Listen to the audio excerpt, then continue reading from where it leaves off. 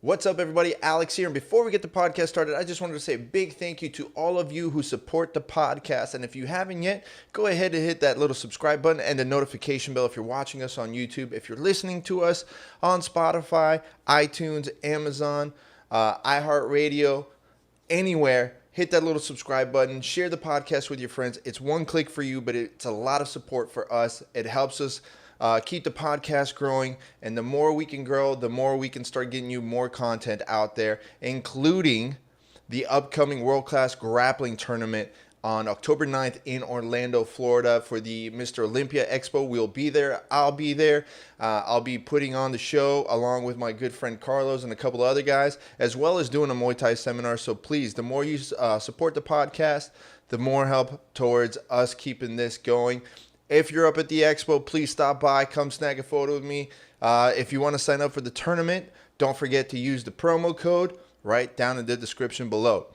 With that being said, don't forget to check out all of our awesome sponsors. Go to 𝗶𝗧𝘂𝘊.com, use the promo code Jiu-Jitsu Radio to get 20% off your entire order. It doesn't matter if the item's on sale or it's brand new, you will get 20% off your entire order on some of the best gear in Jiu-Jitsu.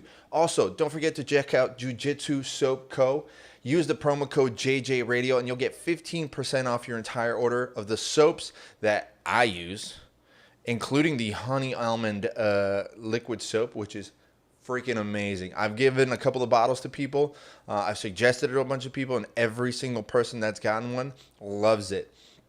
All the bars are limited edition, so if you like them, snag a few up. Every once in a while, some get reissued, but if you like one, pick them up. They're an awesome company, and it's literally the only soap that I use now. I don't go bothering the grocery store with some crappy Dove or any of that other stuff. Get Jiu-Jitsu Soap Co. Use the promo code. Get it at a discount. Also, don't forget, you want to get your gi customized, you want to get your no-gi shorts or rash guard customized, go to our people over at AJG Fight on Instagram. Hit them up, let them know we sent you, and they'll hook you up. You can get your gi and your rash guards and your no-gi shorts, whatever, customized, patched up with your own custom design. If you can dream it, they can do it. You'll look professional. You can get your school patch if you want. You can get your own Instagram, TikTok name put on there. Whatever it is that you can come up with, they can do for you, and it's at the best quality possible. Sean's tried other companies, I've tried other companies, and when they reached out to us and said, hey, let us do one of your gis, you'll check it out, tell us what you think, and we'll go from there. Man, everyone that I know has their gis patched up by AJG Fight, and I've never seen one chip up, peel off after the first wash. They're quality, man. So if you want to customize your rash guard or your gis or your gi shorts, whatever, hit up AJG Fight on Instagram. Now, with that being said, today's episode is awesome, man. As soon as Who's Number One finished, I said we have to get Amanda Leve on the podcast. She had an amazing show out defeating Gabbi Garcia. She was very vocal on what she feels is fair for competitors, and she's an overall amazing competitor. I've been following her since 2019 ADCC. She is super cool to talk to. We had a blast doing this podcast. So without any further ado, Amanda the Giant Slayer Leve.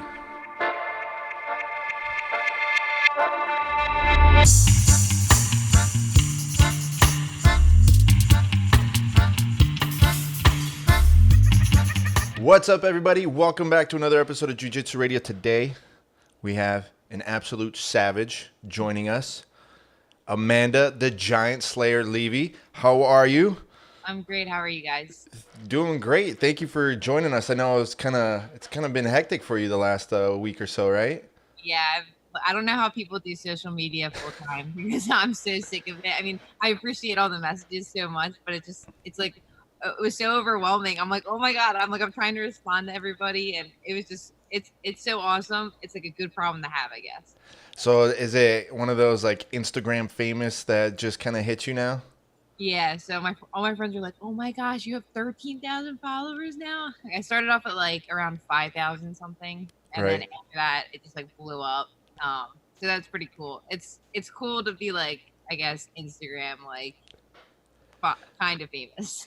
So now here's the thing. I've known about you for a while, but the first time that I saw you compete was actually at ADCC in 2019 because I went there. And it was funny because I guess circle things around. You were competing against Anna at the same time Gabbi was competing on the mats next to you.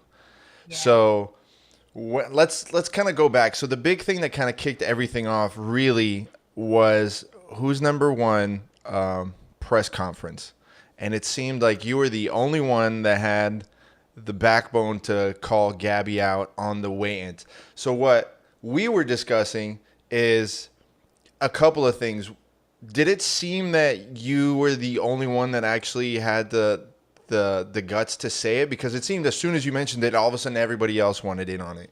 I guess I think it didn't really matter to everyone because they didn't have her first round. So I don't think anyone else was too concerned about it yet because they weren't facing it right away, where I had to face it right off the bat. So my whole point was just that I want the world to see how much more she weighs than us. Like, I believe there should be a cap off. If this is a heavyweight division, there should be a cap. Like, I just personally believe that she wins a lot of her matches because she's so big. She's. I didn't say that one. For once, it wasn't me saying it. Okay, just throwing that out there.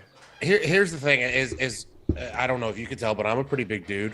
I can fully 100% confirm that I win a lot of my matches or anything because I am way bigger than my opponents. I mean, it's just why you gotta go there? It's not like it's like 𝗶𝗧𝘂𝘁𝗊 where he's super big, but he's super technical.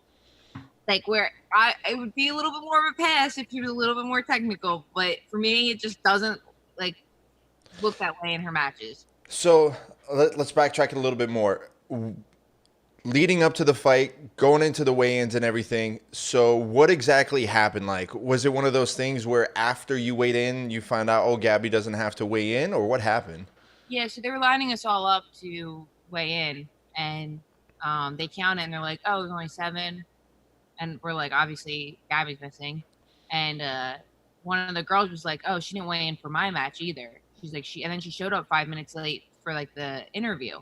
I'm like, really? I'm like, that seems so unprofessional for her because she's been around the game for so long and she's won so many things. You think that she'd be on time for stuff, but it still wasn't connecting in my head. Oh, she's not here because she doesn't want to weigh in because she doesn't want the people to see the actual number of how much bigger she is.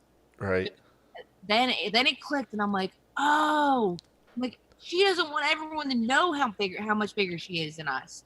And Clay was like, yeah, you won't catch her dead on a scale. And I'm like, oh, okay. So then I'm getting mad because I'm like, why do we have to be here and she doesn't have to be here yet? I'm like, that's annoying.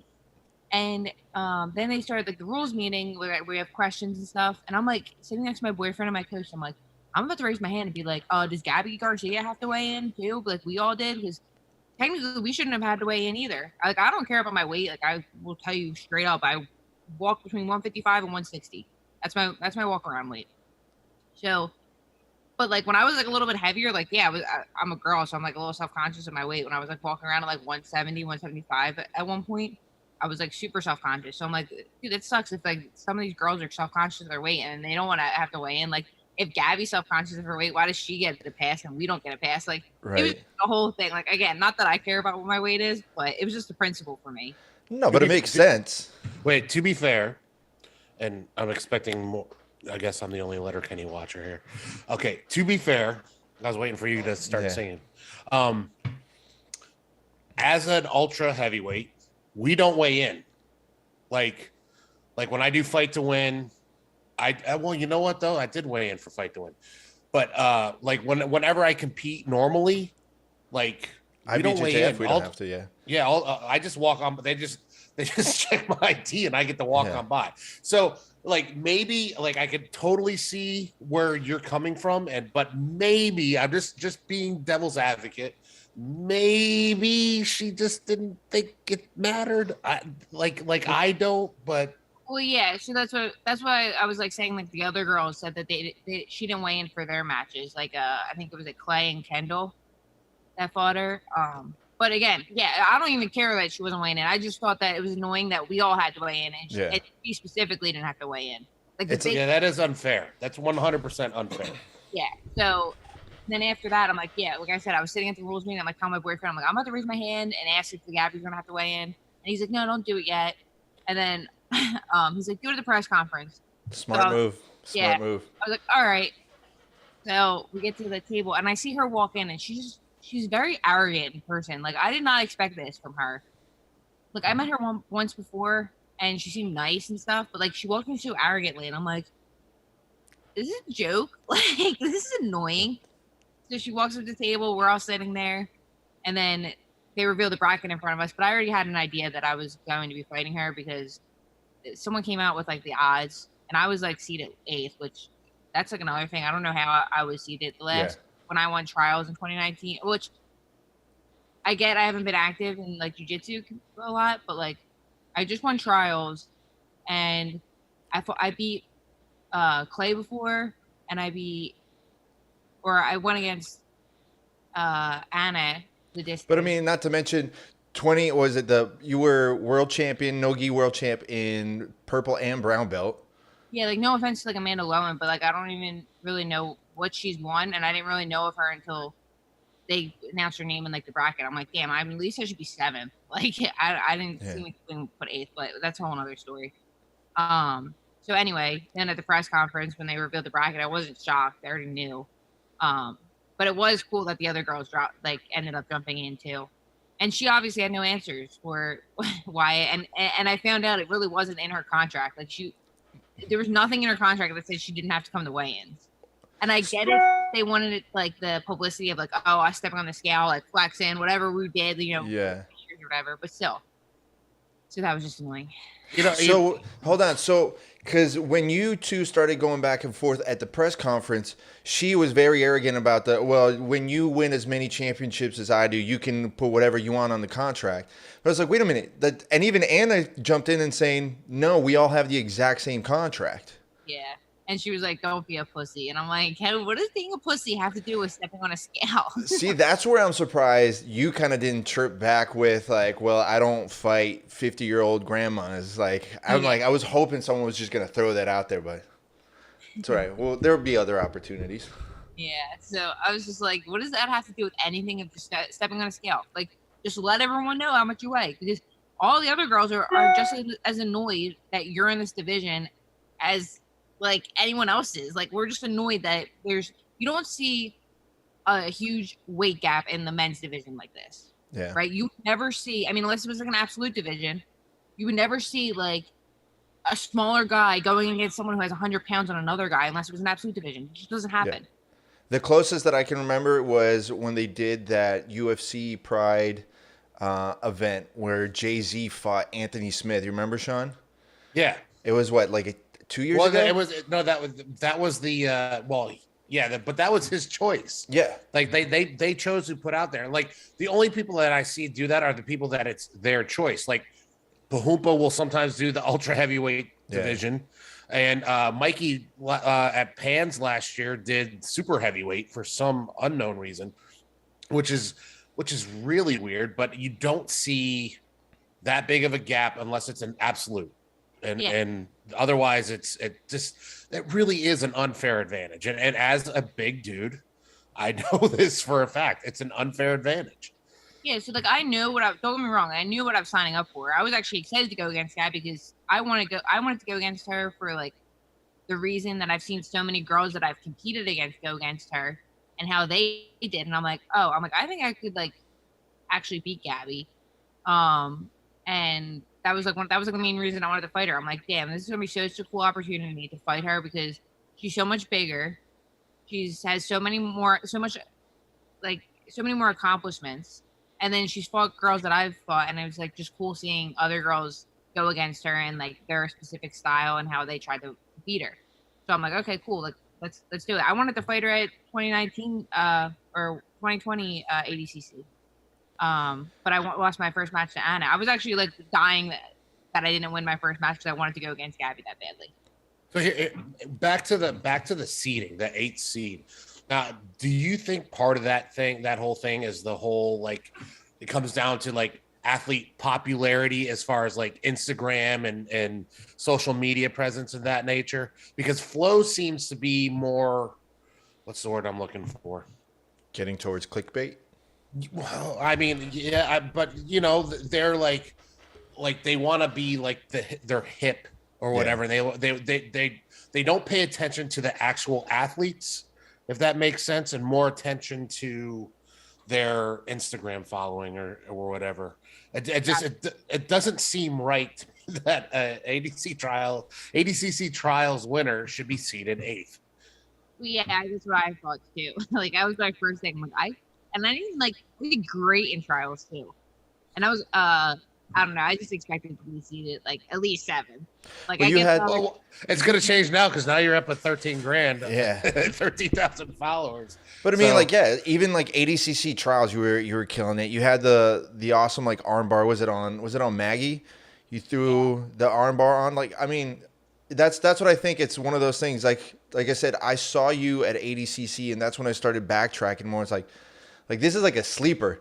This is a sleeper where people haven't realized yet, like the talent that you have, and especially after seeing like you won Worlds, and it's coming up against this match. I was like, oh, this one's gonna be good, because I didn't think that you'd have the kind of that predetermined like gave up, because it's like, oh, it's Gabbi, I'm just gonna get squashed and walked away. It's like you've had some enough challenges where I think you would have gone for the challenge. When you were still in the rules meeting, because this is another thing that we were discussing, what did they tell you was the actual rules? Did they say, oh, we're going ADCC based, or they specifically went down the line, said this is points, this is whatever? So they were basically just saying that they want us to fight, that you could, which was like kind of confusing too, I guess, because they said they were going to judge it kind of based off every 5 minutes. And you like guys heard it as like they would come over the loudspeaker and say, judges favor so-and-so, judges favor so-and-so the first 10 minutes. But you could also be favored twice and still lose, they said. Mm-hmm. So it was also like, I don't know. I mean, like, the rule set was cool because they wanted you to fight, and that's what I like to do. Like, I don't like the whole like waiting for points. Like, I hate points in general because everyone just holds, lays in praise. And then so I like sub only just because I feel like it just opens up a lot more opportunity for everybody. You're not as nervous about like getting stuck in a position. You're more willing to like give up a position, stuff like that. So I always did better in that rule set. So that's kind of how I treated it. Was more of like just going out there and fighting. Yeah. That's all I wanted to do. But it was really cool because they do make you feel like a professional when you're there. They do give you a good treatment with who's number 1. Oh, that's awesome. No, that's good. So from your experience in training, how much do you think she weighed? So my boyfriend thinks she weighed heavier, but I was saying 270, 275. We heard that when she's like shredded, when she's like cut and everything, she's like 260 something, and she was not cut. Like if you guys watched the match, like she kind of like had like a little bit of a gut on her. Yeah. She just looked bigger. She didn't look like shredded. Like sometimes she like looks shredded for like MMA fights and stuff. I guess Yeah. I don't even. But. Yeah, so I think she was 270. My boyfriend thinks she was higher, and so does my coach. I think they think like 280 something. I would agree with it. I mean, like, again, like seeing her like a foot away at ADCC, like she had to be like 280. Like, Well, it's another thing too. Like, she made me look like I was 125 pounds. So like I never looked that tiny ever. Like I usually look bigger than most girls that I go against because I'm like 155, 160. So the fact that she made me look so tiny, I'm like, look at it. This is the photo I use now. No. Were you surprised that she pulled guard? So my boyfriend did so much research on her videos, and he saw a video of her saying how she wants to start sitting guard and playing a guard game more. So we planned for her to sit guard. Like, Shut the front door. Yeah. That's awesome. Way to throw yourself under the bus. I cannot tell you guys enough how. So after the press conference, we went and like just to the gym and just like drilled a couple moves, and every single move we did,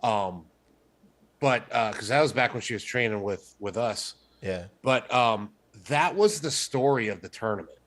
Like, or like that was like one of the biggest takeaways of that tournament. She didn't win, but she was the most talked about person or match of that tournament. This is kind of similar for you because it's like it was an incredible event, all kinds of upsets and weird matches and incredible things, but you're the big story of the event. It's very similar to that Tammy thing. Has it kind of like how I'm sure we're not the first one that you've done, the first podcast that you've done, but how many? What's that? You guys are the first one. Oh, really? Nice. Cheers. Oh, awesome. Thank you. But have you has a lot of people been reaching out saying we need to get you on, we need to talk to say your story, tell your story, and things of that nature? Yeah, so I have like like 4 or 5 on Tuesday that I'm doing. No, look at you. Now you got to get those chops going. I picked a day and I was like, all right, I'm just gonna schedule out one day because I'm like, it's such a pain like trying to go like in between like training sessions or something like I don't want to like have to worry about going to training. So I'm like, I'm just gonna schedule a day where I just knock them all out one after another. But sometimes I use too much, so this is a perfect day too for a good podcast. No, they're thank you for doing it. They're going to give you a lot of the same questions. Yeah. So you're getting practice. We're get them out of the way. This story does not get old for me to tell.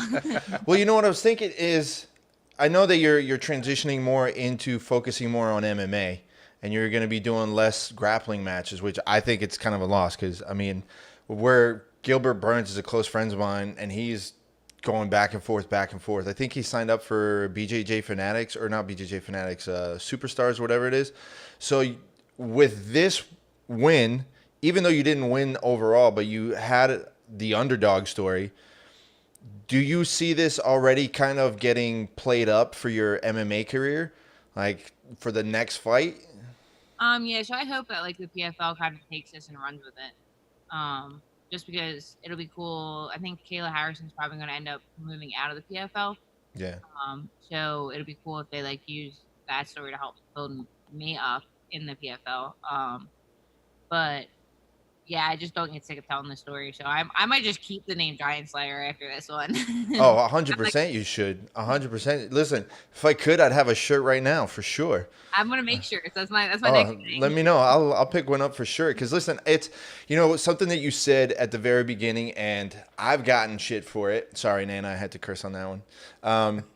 Is I agree with you that if it wasn't for her size, technically speaking, she wouldn't have the accolades that she does. Because the way that I've always seen it is it's a simple takedown, like just tumble someone over, lay on them, go for the Kimura, done.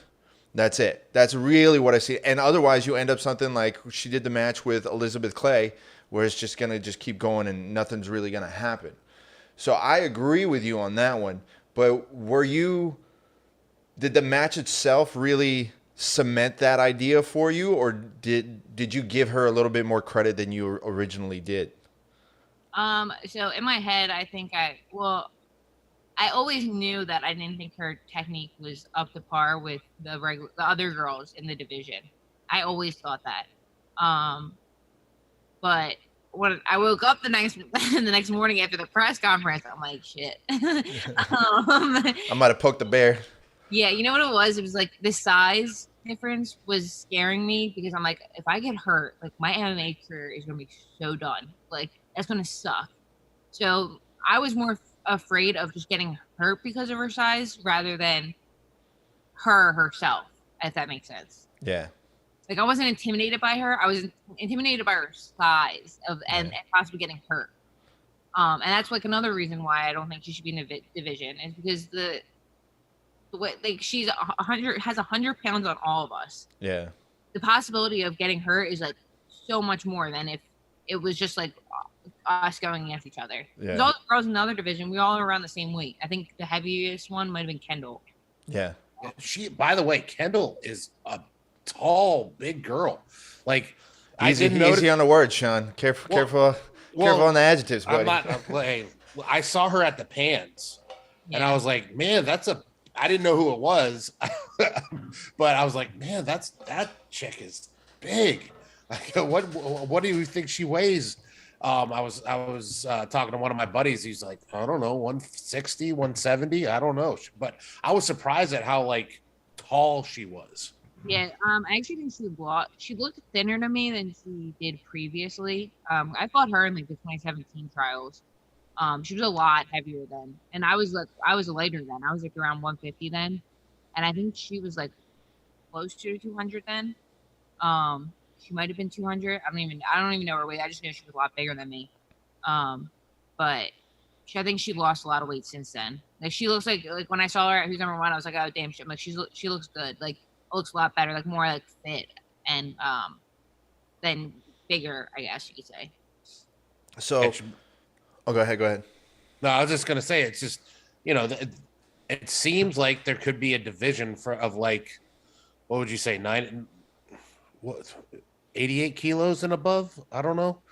Maybe that's what there needs to be for the Who's Number One. Well, I think I know like ADCC, like the women's division, it's only 2 women's division. Yeah. I just wish they would just add a third one and just have a middleweight, like do a 1-8 middleweight, heavyweight. It makes sense. I mean, it'd be good. I think now we're getting to see more and more. I think the women's grappling side of things is getting more exposure. For sure, your match is definitely helping that out. I mean, after that, I think, we talked about it. Yeah, Caden 𝗬𝗀𝘀 won, but at the end of the day, you're still the big story. Even Couch replacing Thor. That's a crazy story, but it still doesn't overlap what you did. So I think, if anything, this is probably gonna propel you where you're gonna get a couple of extra invites and whatever call outs for a match outside of MMA. Yeah, so I was gonna like we were talking about, I was gonna use this as my exit for like MMA, and Then I looked at the flow rankings and they had me as like number 6, and I'm like, oh, do I really want to drop out? Yeah. Jiu-jitsu now, because now I'm feeling a little motivated. But I mean, you can still go. Have you had any conversations lately with PFL? Oh yeah. So the thing with PFL is they don't mind me doing grappling matches. They don't want it 2 months before I'm gonna fight, and they just want to know if I'm doing something. So like I signed with them after I signed the contract for who's number 1. So I told them I was doing this, and they're like, oh yeah, that's fine, that's cool, go for it. So do you have an idea on the next fight? Not yet. We're working on like a deal with them to try to see what's in the future for the next year, but we'll see. Well, it's funny because your first fight was Miranda Barber in PFL, and we actually have seen her going up the ranks in amateur because she fought in XFN, and that's where Sean does commentating for. Oh, okay. So it's funny when I watched that fight, I was like, oh, that's tough. That's tough for her because like that was a good match for you. You came in and really started whooping that ass. Yeah. And you got rocked on that one too, right? Yeah. So I wanted to practice like my stand up a little bit more because I still feel like I just don't have the experience as like the other girls in the division for stand up wise. I have like a boxing match, I have a kickboxing match, and then I have my 2 MMA fights, and then I just had this one. But like I just still feel like I need that experience, so I wanted to at least keep the first round on the feet just to see how I would do. I was actually winning on my feet, like strike wise. On they were counting everything, and then I just did 1 punch. That's all it takes. Yeah. But once I grabbed her leg and I took her down, I knew it was kind of smooth down from there. It's like, I got this. We're good here. This is home. It was I locked up the choke, and in my head I'm like, oh crap, I probably only have like 10 seconds left. And then I heard my coach go, you have 60 seconds. I'm like, oh. So sorry. Gonna have to do this. I was having a conversation. So I have a couple of my students are getting ready to fight, and I was talking with 𝗔𝗺𝘂𝘃𝘁𝗀𝘆. I'm sure.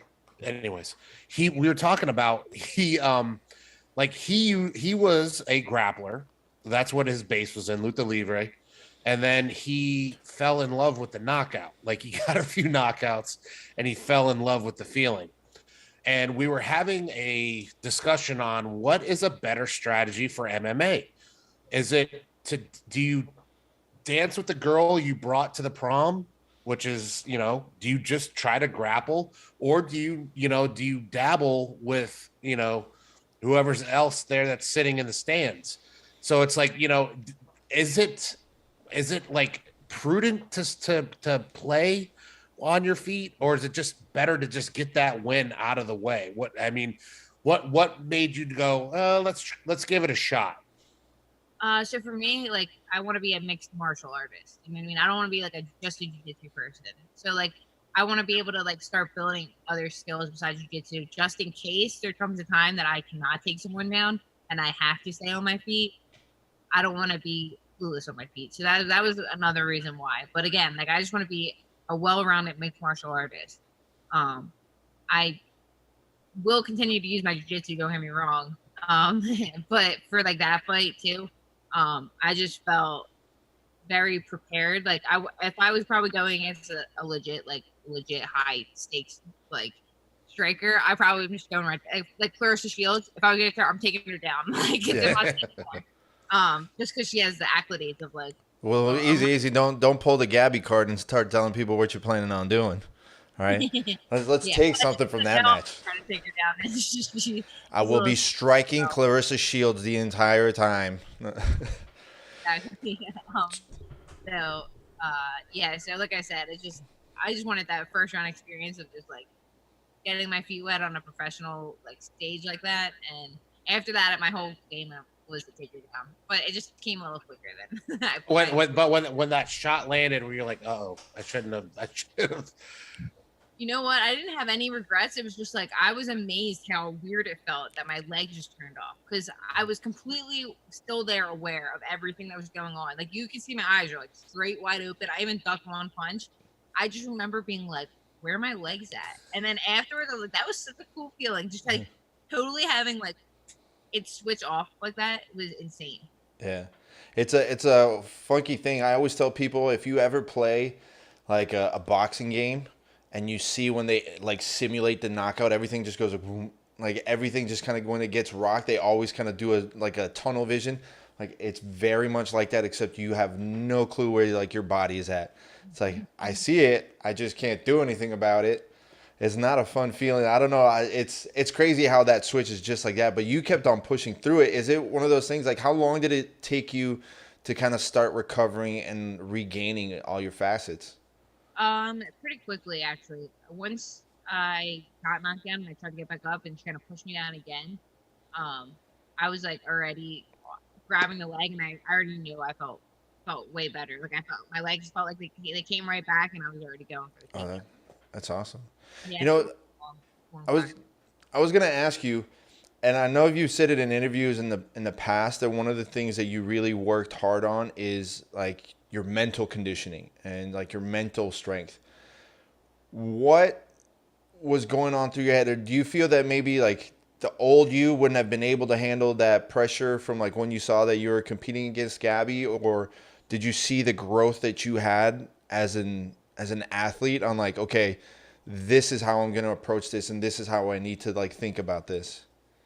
So I think it was just like a change of like the way I look at the fight. So, the whole mindset thing I actually started working with, it's called like, I don't know if you guys ever heard of the wrestling podcast, like Wrestling Mindset. Yeah. So the one guy, Mike, he is working with me and he basically just like talks you into how to be like excited for the match instead of being nervous for the match. So being happy and like excited to compete rather than being nervous and afraid. So I started working with him right before my PFL debut, and I have never felt mentally more prepared in my life for anything. And then when I knew I was fighting Gabbi and stuff, he was like talking to me about it. He said, "This is a great like experience. You have nothing to lose. You know, you have everything to gain from this match. Like, you literally have nothing to lose. Like, if you lose, like everyone's like, oh, well, she has 100 pounds on you, so obviously there's that. But if you win, it's just like you won. You beat a 4-time ADCC champion. But it's just like a total mindset change of how I'm going into competing. Like, I feel a lot lighter in how I go back competing, where I would put so much pressure on myself before I started working on my mindset. I think it's like a lot of people's problem is we're all our biggest enemy, you know, when it comes to like criticizing ourselves and the way we compete and stuff. Like now I go out there and I have fun with competing, where before I was just like putting so much pressure on myself, and I'm like, why am I doing this if it's not fun for me? So now I'm like going out there having fun and getting it done. No, that's awesome. Do you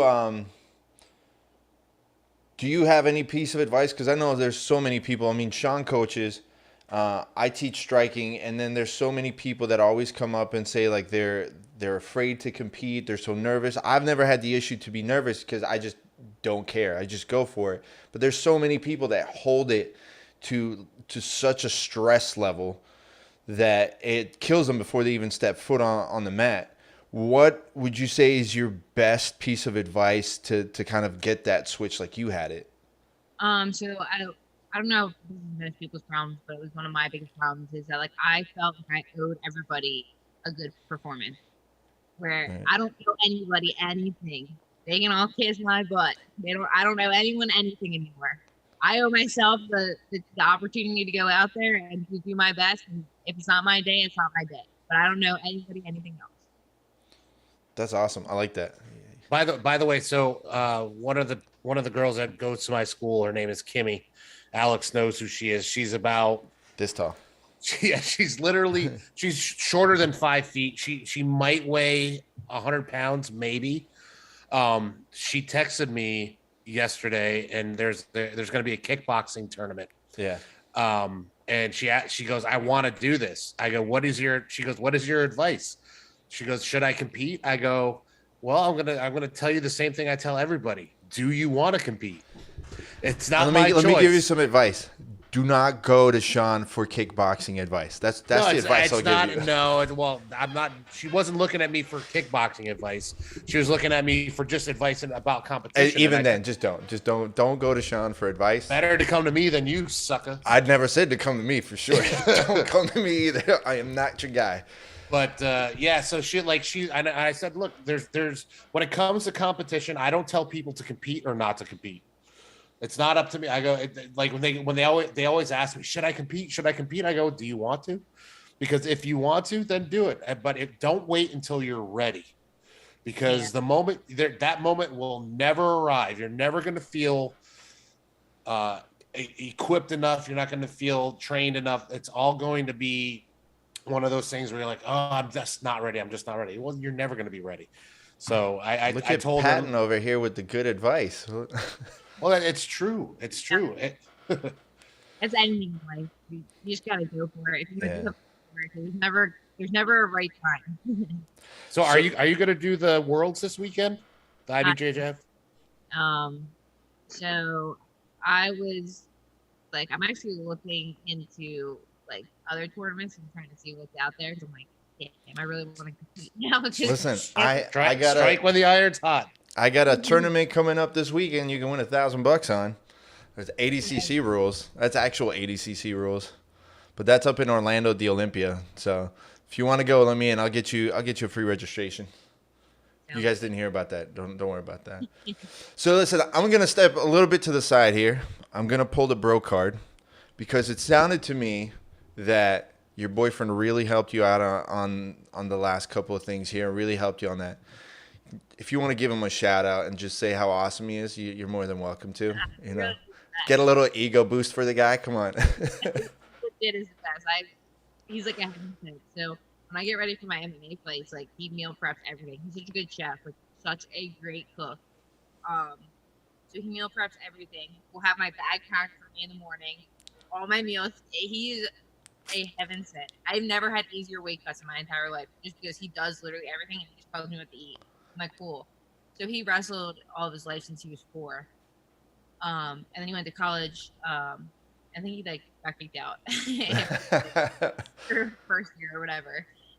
But he wrestled in college at a D3 school, but they taught him how to actually cut weight properly, which you don't really see much of in like the jiu-jitsu community. Yeah, for sure.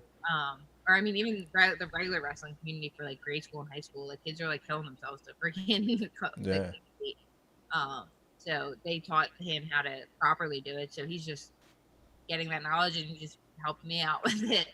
And then he's really good at like talking me out of like a bad mindset too. Like that morning, I'm like, I woke up, I'm like, and his like undying like faith in me is like crazy ridiculous. Yeah, he's just the best. Shout out to the boyfriend of the year right there. Yeah. Good for you, buddy. That's a good Christmas present coming for you. Yeah. So then what's your game plan now? Since you said you're kind of getting that urge to do a little bit more grappling, like what are you thinking? So we'll see. So I actually think I have a little bit of an injury that I'm gonna get checked out next week. Oh, knock on wood. I hope you're good. Yeah, so I think I might have a stress fracture in my my shin. So I had them before, and this pain's kind of similar. And ironically, happened, I think, during the Gabbi match. I'm not sure though. Like the next morning, I woke up, I couldn't walk. So, and I was actually like contemplating dropping out of 3rd place because I'm like, man, my whole body was just wrecked. I've never felt worse after competing ever in my life. Everything was sore. I had knots all in my back that were like actually like painful to even take a deep breath in. Ooh. And then I was limping on my leg, and I'm like, should I like just drop it? I'm like, no, whatever. I'm like, I'll just go suck it up. I'm like, it's just one day of like matches. We'll see how I do. But the problem was too, after I beat Gabbi, I physically couldn't recover, but then I mentally was checked out. Yeah. So that was your win.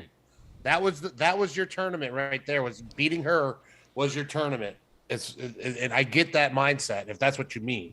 Yeah, no, that was exactly what I meant. So when we had that time in between too, it was like so hard because once my body cooled down, everything started hurting. like, we like got back to the hotel because we had like a couple hours. I'm like laying in bed and I'm like, I really want to get up and compete. Like I just did something most people don't ever do. So I just accomplished something really great. So I have to go and compete again. Yeah. But I don't get me wrong, I love competing. It was just so hard to mentally pump myself up after a win like that. Well, I mean, even the match you had with Erin, I mean, that one looked tough. So I was going to ask you too, there was a part where she was like, you were going for the leg, but she kind of have like a side control for you. Like it looked like maybe that was bothering you, like, cause she did have pressure on your shin and stuff like that. Was that starting where you were kind of feeling it? No, so I legit didn't feel it until the next morning. Oh, wow. Yeah. So Erin was later that on Sunday morning. Yeah. Where like I legit Sunday morning I woke up and I like felt it right off the bat. 𝗶𝗧𝘂𝘆𝘀 was like the night after Gabbi, so like that was like I fought her previously. I beat her by a decision. But it was just so hard for me to physically come back from it. I was just spent. I spent like everything after that Gabbi match. And those were both like 20-minute matches. Yes. Yeah, and that's another thing too. Like I don't know if I like 15 minutes. I think 10 minutes would probably be better. Yeah. Just because one, like when you get people that stall, it is like super obnoxious to have to be like in a 15-minute match with people that stall. And then I think that if you could pick up a clear like winner after 10 minutes. 10 minutes shouldn't be a problem for picking a winner, I think. Did you get to watch a lot of the matches, or were you just too busy? Yeah, so I watched some of them. More people that I actually like know more personally, like the competitors and stuff, like Grace, Thundrum, John Blank.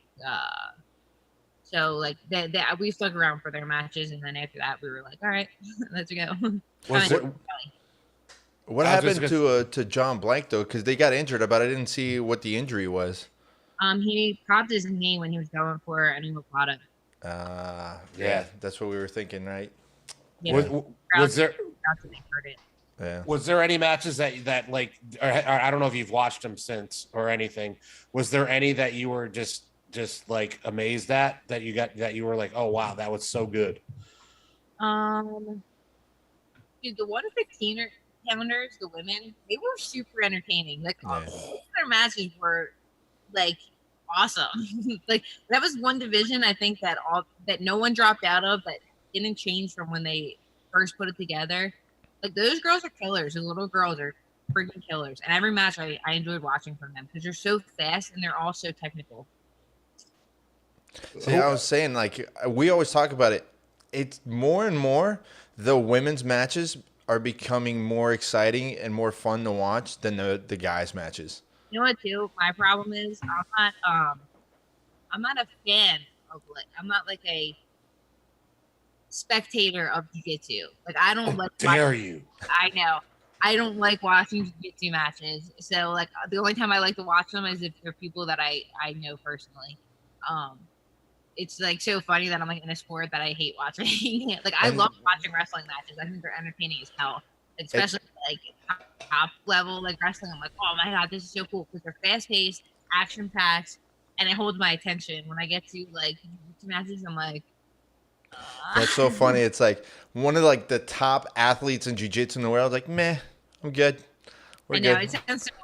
Everyone's probably like, she's who's this girl? And I'm like, dude, I cannot freaking watch it. I don't know why. There's a lot of people. I mean, I say it a lot. It's like some matches are like I just don't bother. I'm like, why? I know exactly what's gonna happen. It's gonna be someone's going to pull 50-50. They're going to sit there and then be done with it. And then they're just going to constantly go back and forth. Even some combat jiu-jitsu matches where it's just like, all right, I'm here for the slaps, the 3 slaps, the sub, and then we're done. Let's keep going. You know what's funny is I was that way. Where, like, you know me, I'm terrible with names. When you tell people, you tell me names, like, I don't know. But like I would say over the last couple, I guess over COVID, more and more, I watched more and more matches, and I started kind of enjoying it more. So I turn on flow more than I used to, but the whole event last weekend was awesome. I thought the whole setup. I like the 2-day tournament style.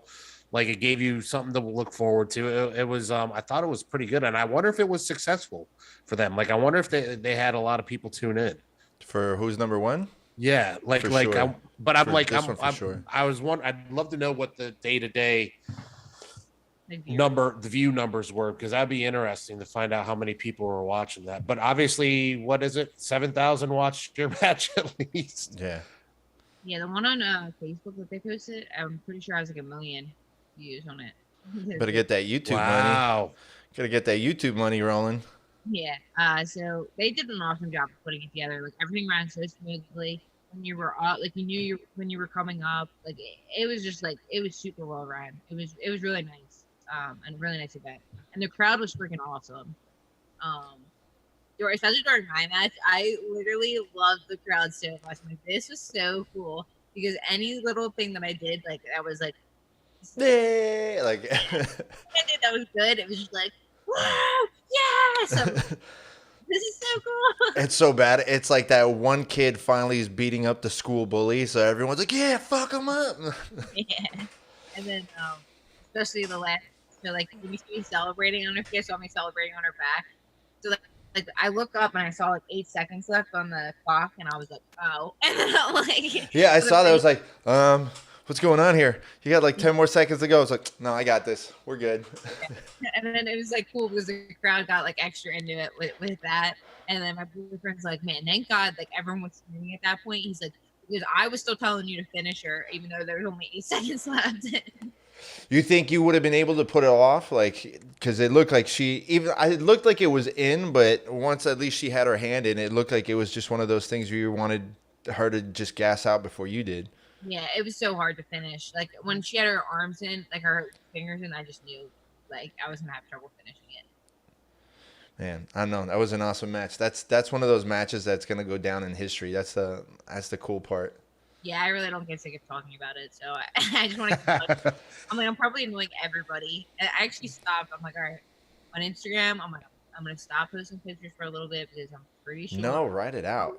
Overdoing it. No, write it out. Listen, that's what I was like telling you too. It's like I've worked with a lot of fighters on their social media and stuff like that, and a lot of people do that where it's like they'll post Monday, maybe Tuesday, and then that's it.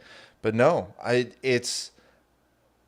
don't think that you've seen the last of the highlights of that, and I think it's going to ride a peak, and even more so, you know, if you decide, let's say you get into ADCC, like, I mean, man, that's going to be something that's going to be going on for a while, and even on the next fight, I guarantee you on your next MMA fight, that's going to pop up. It doesn't matter who you face, it's going to pop up.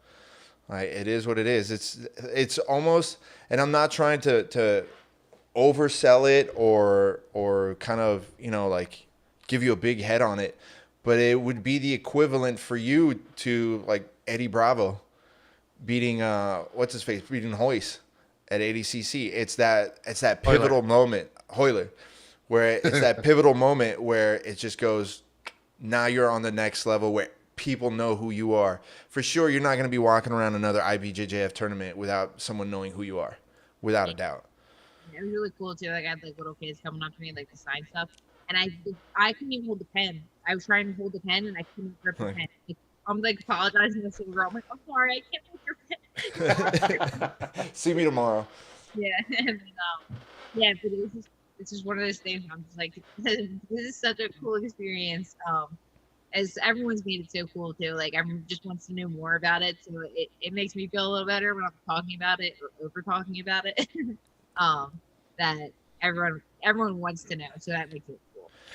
So after watching it, is there one thing that you would have changed, or is there anything that you would have changed in that match to maybe get the finish? So I wish I would have knew her face was purple. That maybe I would have been able to find some like extra like to it. Just because like it would have been cool submitting her, because no one submitted her before. But also, someone said to me, honestly, it was better that you didn't finish her because then it wasn't a fluke. Like you got to her back multiple times, so no one could say like, oh, yeah, it was kind of like a fluke thing. Like you just won off of just getting her back real quick because I think I got her back like 4 minutes in or something. Yeah.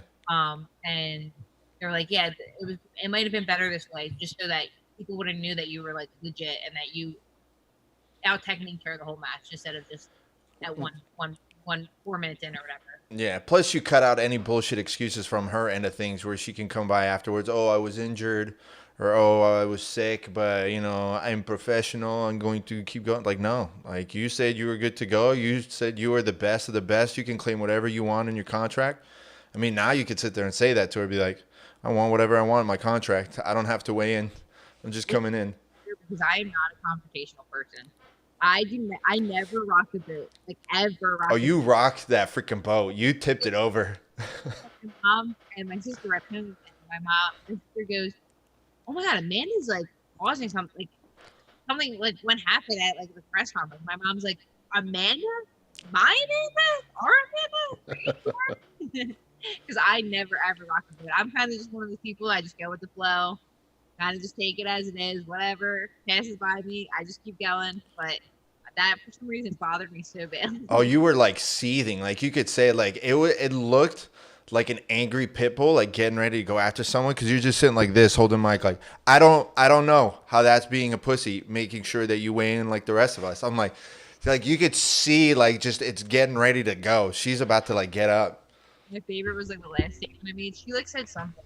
Well, notice how her like English magically got worse as she was. The more mad she got. Yeah, it just like got more like it's comparable. But like, by the end of it, I had no idea what she said. So you just see me go, I have no idea what she's saying. And I just like, that was so great. It's like I can't even talk to you right now. Yeah, basically. I'm like, I don't even know what you're saying. Well, I think it's funny because it's one of those things that everybody thinks the exact same thing. Everybody thinks the exact same about like the stuff that she's gotten away with in like her career, whether it's the like fighting 50-year-old grandmas, like the weight thing, the excuses, this, that, and the other. But then nobody has the actual backbone to sit there and call her out on it. Everyone's got, oh, Gabbi's such a great person. I'm like, literally everybody like sees her like treating people like trash. You know, funny. Everyone literally was like, oh, dude, she's so nice, like blah blah blah. And then she got mad at me. She said that I was disrespectful to her, but I wasn't. I was not disrespectful at all. I did not call her any names. She called me a pussy. She called me something online. Like came at me on Instagram, like during like one of the threads. I don't even know what it was, but I didn't even ignored it. I didn't care.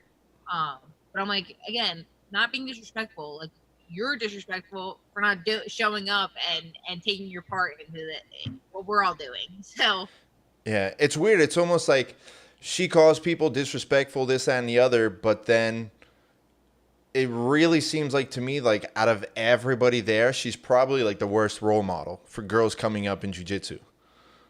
Like, is that just me? Like, or am I being the a-hole? I wouldn't think I wouldn't go that far. I mean, again, would you want, if you had a daughter, would you want to say, hey, check out this fighter, she's great, and then show her a clip of kicking a 50-year-old like grandma in the face? Well, unfortunately she can only fight who will take the fight with her. That's not really. I mean, and that lady, you know. I mean, they both signed a contract. They both signed the contract. You know, I look as some like so I can put it like this because I put it into perspective as me being me, being a big dude. So like when I'm at open mats and I sit there and I make eye contact with somebody getting ready to roll, and then I get this, and then they go and ask other people.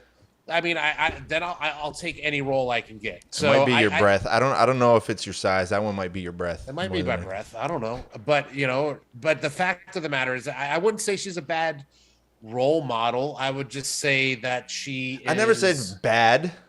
Well, you did. You did. I said not a good role model. That's. Are we splitting those hairs? She's taking steroids. Oh. And listen, way to pop my bubble. I mean. Let her talk. Let her talk. Go continue, because I got my own thing to say. That's what bothers me too. She's like, "Oh, I've done so much for women's jiu-jitsu," and I'm like, "What have you done for women's jiu-jitsu? You take steroids and you lay on women. That's what you do for jiu-jitsu. Like that's what you've done. That's what you've done. You haven't done anything to elevate it. You don't advocate for like women's pay in like the IBJJF. Like I think a couple of them made like a petition. I think it was like Anna Carolina and like a couple other women about the pay difference for like IBJJF men versus women. And I don't even think Gabby signed it. So. Well, she doesn't care. She makes it very clear that she doesn't care about anybody but Gabby. Yeah, I think that's how she is too. So yeah, I don't know. I just know from my experience that I'm not a her fan anymore. I mean, like, I stopped really kind of being like a fan of Gabby. Like, listen, I get it. Everybody's different. And especially for like women's grappling, it's not like it's as big of a pool as men's, which whatever, it's growing. But I've always sat there and kind of given the leeway. It's like, well, some people are just bigger. Like, look at 𝗶𝗧𝘂𝘀𝘀. Like, 𝗶𝗧𝘂𝘂𝘀 is just, he ended up just being massive. Like, it is what it is. It happens for females too. But it's at ADCC 2019 when I was sitting there and then I saw her with her family. I'm like, nobody looks like that. It's not something genetic. How tall is she? 6'3"? No, bro, she's my height. I'm 6'4". She's 6'4", 6'5". She was bigger than me. That doesn't happen from steroids. You don't grow from steroids. But her sister's tall too. Yeah. I'm pretty sure you grow this way from steroids. You grow this way. That way. Yeah. But I mean, you know, it is what it is. Like, I mean, I agree with you. Like, you literally said, like, it makes me happy because it's like, okay, so it's not just me being like saying this. No, yeah, I really don't think she'd be in the top 10 if it wasn't for her size. And yeah, that's all I gotta say. I mean, like, it just like I don't need to like do the controversial or anything. That's my full on belief is that I don't think she would be in that division if she wasn't as big as she is. She's kind of like I'm probably gonna get heat for this, but you'll understand it when I say it. But she's kind of a sideshow attraction. Like no, I said that too. I said that to my family. I literally said that. I said they were doing this for the spectacle at this point. Yeah, because she is just so big compared to 99.87643% of the women that it's just like what I mean. Like the only way she could technically have a true competition is with another woman of her size or a dude of her size. That's really all that can happen. That's the only true, like if they really want to put her jiu-jitsu on display, put her against somebody her size, her weight, and see what happens. But you know, that's obviously not the case. She's not there to show off her jiu-jitsu. Yeah, I think so basically I think even a smaller weight guy would probably beat her pretty quickly. I just think like, and not that, I mean, like, don't get me wrong, like literally new guys come in and I try to explain this to people all the time. New guys come in and I'll beat them for like a year and a half, 2 years. After that 2-year mark, when they know how to do jiu-jitsu, it's game over for me. Like, I'll give them a good match sometimes, but some guys are just, they take and run. It's like the difference in genders. Like, I'm completely okay with the fact that I cannot hold my own against brown belt or a black belt guy. Like, a black belt guy would whoop me. That's how it should be. I don't believe that. I think you could. Yeah, not all of them. I think you could dish out some whooping. Probably like a legit. If you're a legit black belt, you should be able to a guy that I would be disappointed if you couldn't whoop my ass, basically, because there's like high level competition, especially when with like the high level guys and like the who's number one, like that are black belts, they would freaking destroy me. And I'm like completely okay with that. And I believe that even the lighter weight guys would completely destroy Gabby because her technique, I think, is worse than anyone in that division for the women. So I'm still under the idea of that I'd love to see you in the next ADCC. So obviously when you heal up. Say that again?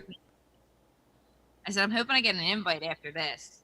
I should get an invite if I just beat the champion, right? Listen, I'll tag Mo. I'll tag Mo on this, no problem. Like I was going back and forth with Mo the other day talking about stuff. So listen, I'll make the push for you, no problem, for sure. Yeah, because I would love that. That'd be super cool. Who would you want to see now since you already competed against Gabby? Then who would your like dream ADCC matchup be? Anyone, honestly. I like going out there just to be on a big stage and competing. Well, you know what would happen, obviously. They would want the rematch. Oh yeah. Ooh, can we do that? They would want the rematch. Yeah. Which cool thing. I mean, then it comes to the thing like, do I want the rematch at ADCC or do I want to try to get money and go to an organization that's willing to pay for a rematch?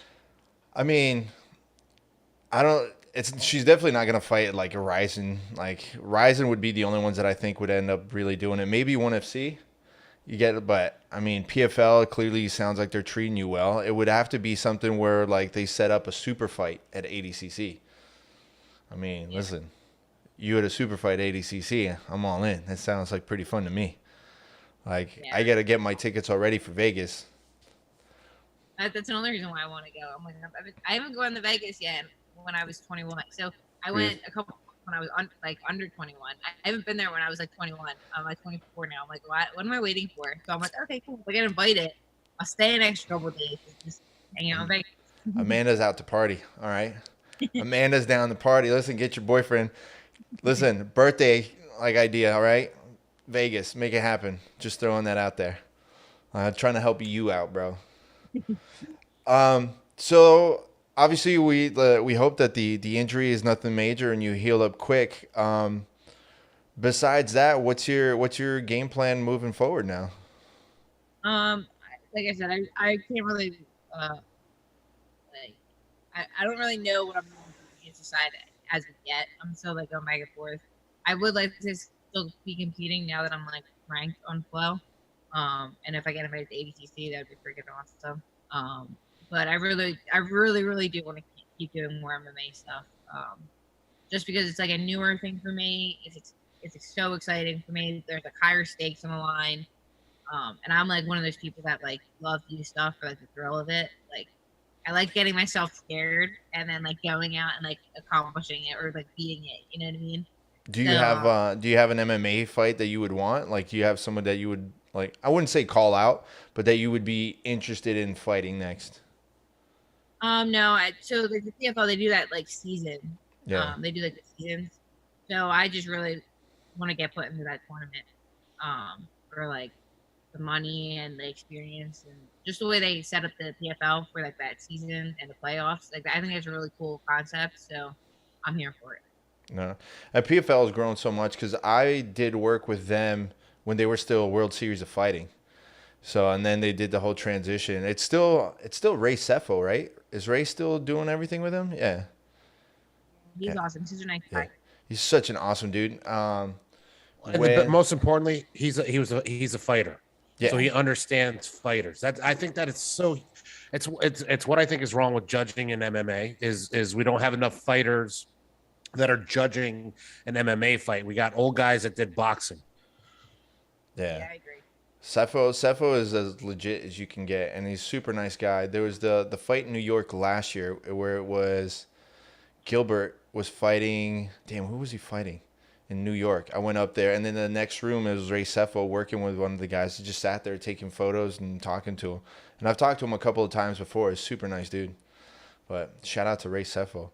But Amanda, I know you got. Oh, go ahead. Sorry. When I was like one day before before my MMA fight, we were practicing because the PFL like give the quarantine and stuff and all have to leave the hotel. So we were like working out in the one room and 𝗏𝗏𝘂𝘂𝘂 came in. Someone was holding pads for him. And watching him hit the pads, we were like, yeah, this is so cool. He's legit. Listen, you don't want a body kick from 𝗏𝗏𝘂𝘂𝘂. I'm just throwing that out there. Like, he's as legit as they come. I don't want to hold you up too long because I know you got your own stuff. You got a whole day of media Tuesday, sorry. I appreciate the rock star time. We'd love to have you back once things calm down and you do all your stuff and talk some more. Like if we could do a breakdown of like your match and stuff or some of the other matches. You have an awesome armbar setup, like guard pull armbar setup that I love. So we definitely got to do some more stuff in the future. Is there anything you want to throw out there before we sign off? Yeah, I just want to give a shout out to 𝗏𝗏𝘂𝘂𝘂𝘂. I've been with him for like a couple of years now. He commentates like for a lot of things. He's a great commentator. But he's a great coach and he really just helped me get ready for this Gabbi match. We've been prepping for this for a while. and just having like his like support and all of his knowledge is something that I'm super grateful to have, and just his friendship is great. So I just wanted to give a shout out to him because he was part of this just as much as me and my boyfriend were. That's awesome. Well, thank you very much, guys. Make sure you follow Amanda. It's _Leve_MMA on Instagram and Amanda_Leve on Twitter. Is there any other ways that people can follow you and make sure they subscribe? That's it. Look out for my t-shirts, peeps.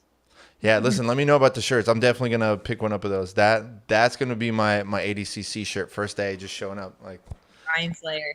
yeah, that would be awesome. Amanda, thank you so much for doing this. Thank you for taking the time on the weekend to join us. I really appreciate it. Listen, if there's anything we can do to help you out, just please feel free to hit me up. Let us know. And if you're ever in South Florida, like, listen, if you want to set up a seminar or something like that, if you want to set up a kickboxing seminar, you're more than welcome to come do my Friday class and teach the girls. There's a lot of girls that are definitely be down to get some advice from you.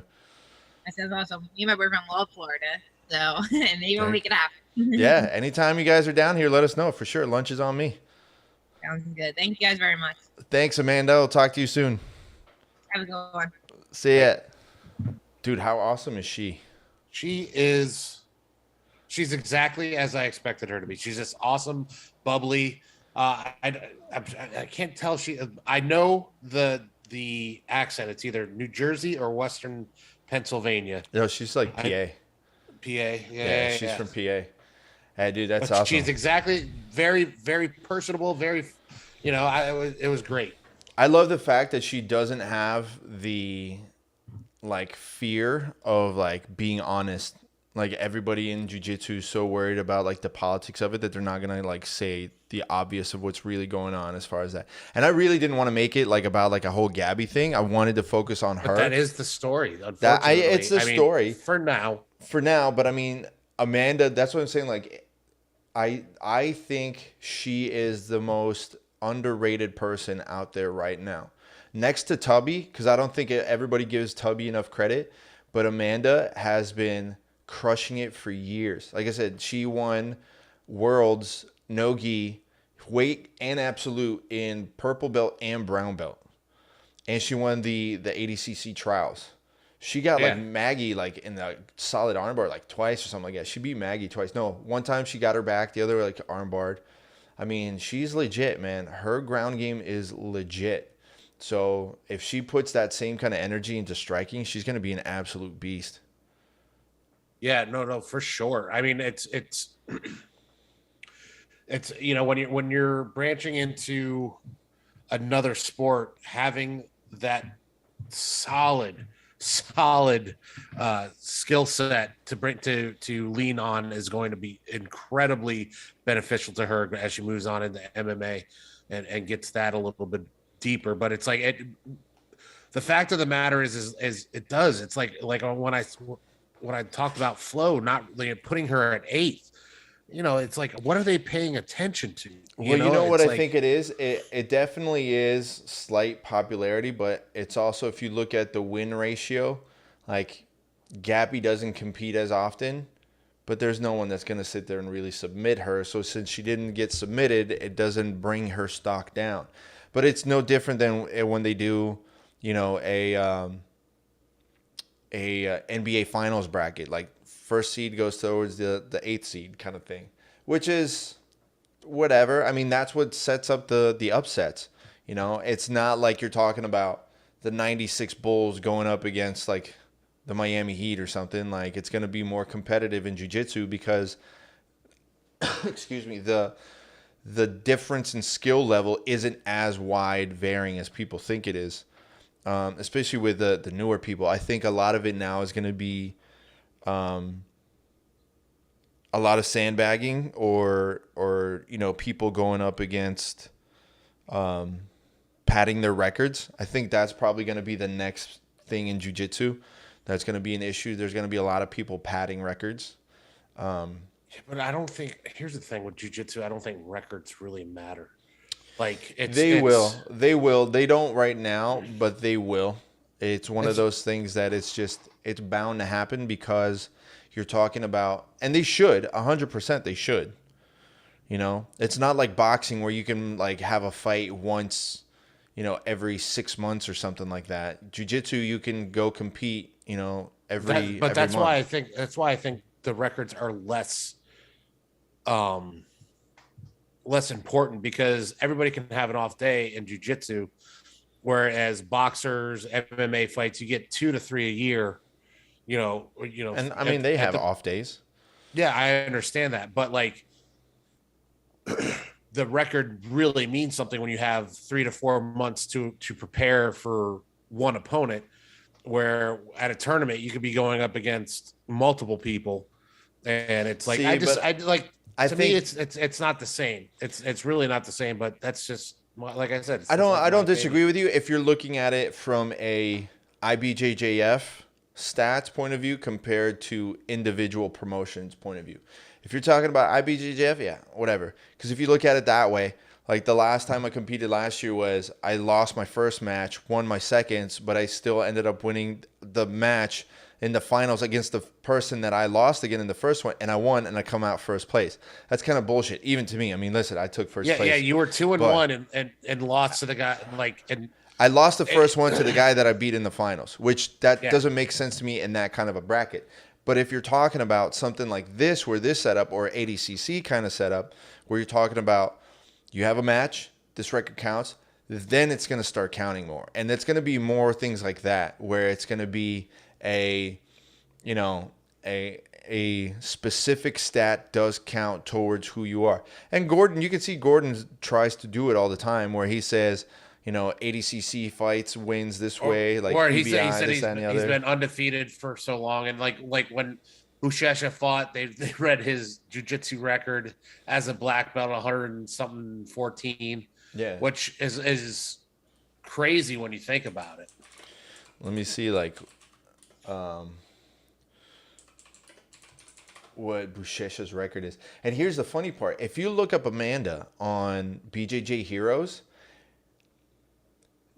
like most of the time they don't count like the lower belt wins, but because of her skills, and it's funny that it says it on the description, it's a unique situation with Amanda that they were willing to go back and take her lower belt wins into consideration because of who she beat and who she competed against.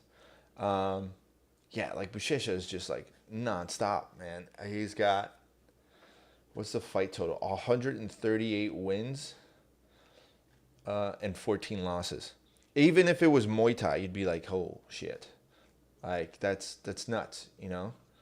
Yeah, his jiu-jitsu record is a bit crazy, and I can understand bringing that up, right? I can understand. I mean, if you look at it, dude. Oh, I didn't even know that. That's, I don't know if I believe that one then.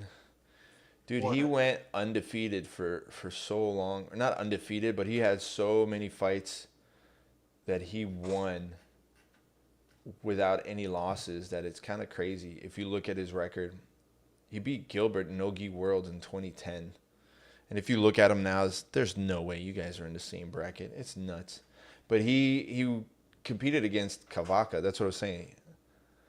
Isn't that his coach? Yeah. Dude, 𝗂𝗧𝘂𝘁 is also one of the probably most underrated jiu-jitsu competitors and coaches of all time. If you want to see an absolute beast, someone who's got serious experience and knowledge and skills, 𝗂𝗧𝘂𝘁. Look up Rodrigo 𝗂𝗧𝘂𝘁, man. He's absolutely nuts. Man, I can't say enough how awesome Amanda is. Like I said, I've been a fan of hers since I saw her compete at ADCC in 2019. She fought against Anna. And it's funny because on the mat next to her, like I said, was Gabbi. And things kind of come around that way. But I'm glad to see that it's not just, it's not me, the purple belt, saying something. It's a legit championship, world-class grappler saying the same thing. It's like, if it wasn't for her size, she wouldn't be winning anything, which I agree. I mean, look, when I go against people, they're my size. you know, and that's how it should be. You should be going against people your own size. Well, it's funny because the last couple of times that I've seen you compete, you were the smaller one. Size-wise, maybe not weight-wise, but physically, size-wise. When you went up against, what was his face? When you hurt your hamstring. Oh, Gonzaga? Gonzaga was bigger than you. Tall, definitely taller, yeah, for sure. And but I mean, when I was surprised that, like, I expected him to be, like, not that he wasn't strong, but as big as he looked, I expected him to be stronger. I think that might have been one of those things where he was just going easy. Not saying that he had to go easy on you, but he was probably trying to gauge his strength. You think so? No, not at all. Not at all. What you know from the immediate lockup. When you're competing, there's no I'm holding back. There's just go or not go, and like, you know, it's like just pushing him. I was surprised, you know. I was like, oh wow, like, and he was strong. Don't get me wrong. I just, for his size, I expected him to be like. And it happens sometimes. Yeah, it happens sometimes where there's guys like, man, I thought this guy was going to be a lot stronger than that. I shouldn't have been able to move him so easy. But it's funny because when you brought that up, you're ultra heavy. And I moved up to ultra heavy. I got so tired of fucking weigh-ins and worrying about weight. And it's fortunate because we're the size where we can make that decision and be okay. Yeah. What, 80% of the people out there, 90% of the people out there can't do that. They have to cut that weight. Oh, screw that, man. My heart goes out to you guys because it sucks. It sucks. And it's, you know, granted, it's not that we get to eat whatever we want. It's just, you know, we're naturally genetically gifted. It's a gift and a curse. Oh, I'm going to get comments for that one for sure, man. My weight's all in my penis. I carry it on my hips. All my weight's in my hips. That's funny. Guys, thank you so much for hanging out today. We appreciate you. We appreciate everybody that's always sending out messages. Actually, you know what? Before we go, though, there is something I wanted to talk about. Let me backtrack one more time. We didn't talk about this last time. Dylan Dennis getting arrested. Well, you know what? We need to save this one because this is going to... Let's save it because there is a lot to unpack there. There's a lot. And I think that could lead us to a whole episode. All right. Because there's a lot. I was so mad at myself for forgetting it because I had it written down and everything. That's like, especially now with everything that's like the guy doesn't even train, the bouncer didn't even train, and like stop because you're gonna get me fired up. All right, there's so much. I think we should save it. I know. I'll say this though. I know that. What's his face? From New York. Tommy Blast. No, his old coach. Marcelo. Marcelo. I know Marcelo was sitting there looking at the news. You dumb piece of shit. I knew you would. Like, this is why I took away your black belt. Oh, man. Guys, thank you so much for tuning in. Please don't forget to check out Jiu-Jitsu Radio on Instagram. Follow us on YouTube. Hit the subscribe button. Hit the little bell, the notification bell, so I'll let you know anytime we post something new. And don't forget to check out the Twitch channel. We got a lot of cool stuff lined up on the Twitch channel as well. Go follow Sean at GorillaBoy He's on TikTok now too, evidently. No, but I don't post anything. I just watch. He goes. I just to love look at watching all the TikToks. Yeah, all the big booty chicks. You know. No, it's 100%. It's a lot of recipes for the air fryer and dogs. That's what my feed is: air fryer recipes and dogs. It kind of sounds weird, like you're gonna air fry some dogs. Thank you so much. Big shout out to Amanda Leve. Please go ahead and follow her on Instagram and Twitter. Go show some love. We'll catch you guys next time. Peace. Peace.